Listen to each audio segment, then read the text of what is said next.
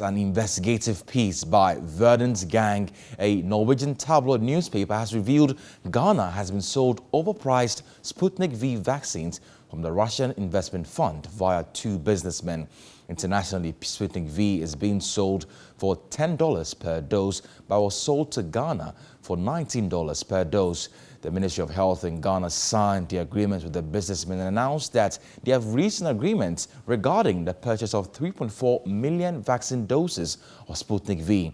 The World Health Organization describes the situation as a catastrophic moral failure, a failure that increases the risk of new virus mutations and which will be paid with lives and livelihoods. That's according to the WHO. Now let's go on Zoom and speak with Marcus Tobias, who is a reporter with Verdens Gang on this very development.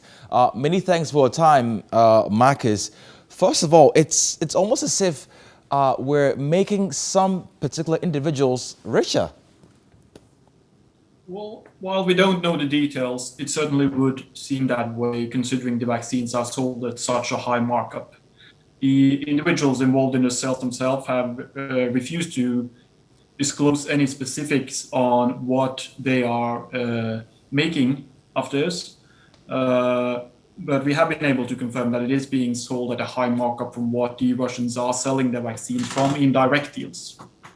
All right. Now, from your reports, we captured similar events across some African countries and in South America as well. Do you think it's a matter of, for example, people scrambling to get access to the vaccines, which is why some businessmen are making huge profits out of these, the unavailability of the vaccines? Yes, that's a central point of our story. And we did an interview with Finance Minister Kenneth out of Ghana, who put that very much, he said it very precisely, that this is an artificial and contrived crisis because there is enough vaccines to go around, but there isn't equity and fairness in how they are distributed. All right. Now, Marcus, before I let you go, do you think that we could have done more in terms of due diligence, noting the fact that the intermediary between the Sheikh and the Ghana Health Service with regarding to accessing the vaccines, we could have done more to actually realize that this individual here is being wanted in the EU for money laundering and the like? Well, I would just correct you that he is wanted in relations with a fraud case of a bank, not money laundering. But yes, there is a good question in whether or not Ghana's government was aware of Umar Farouk Sahor's background, because they have had dealings with him previously, back in 2015 with the energy deal that was made with the company Ameri, which was the same Sheikh Ahmed Al Maktoum and Umar Farouk Sahor who signed that deal. So why do you think that a lot of people didn't make noise about this, considering the fact that these are the same individuals that sold overpriced, what's it called? Like you did mention, the Ameri deal in 2015, they sold overpriced turbines to us.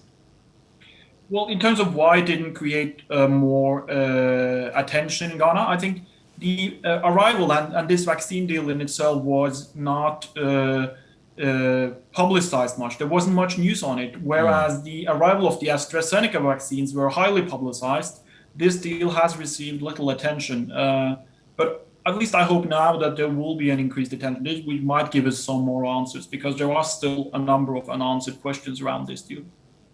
Now, before I let you go, finally, how do you come about this report? Because it seems very detailed. I'm sure you're pretty much connected. It actually just started with a public op-ed piece that was published in a small on a website in Ghana. And just because we have Google alerts on, or my colleague who's been following Umar Farouk Sahor for a number of years, we were alerted to this article, which was made by an anonymous contributor. So we weren't able to use that article as any kind of documentation, but that set us off to sort of try and ascertain whether or not it was correct that Umar Farouk Sahor was now involved in another big deal in Ghana. Okay. Well, many thanks for your time. Marcus Tobias is a reporter with Verdens Gang in Norway.